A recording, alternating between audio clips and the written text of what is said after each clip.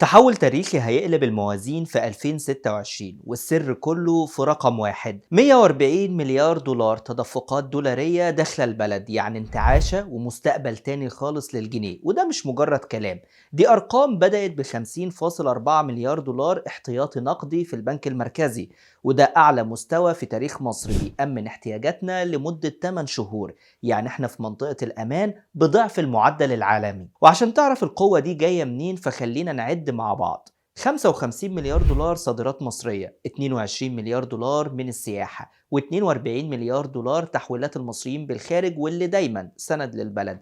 كمان ضيف عليهم 15 مليار دولار استثمارات أجنبية مباشرة، و4 مليار من قناة السويس، و30 مليار ثقة المستثمرين الأجانب. وكل الأرقام دي بتصب في مصلحة جيبك، لأنها بتضمن استقرار الجنيه وبتقضي تماما على السوق السوداء وبتهدي الأسعار. وده مش بس هيخلينا نعدي أزمة، ده هيخلينا نبني اقتصاد صلب ومستقر العالم كله بيعمل له ألف حساب.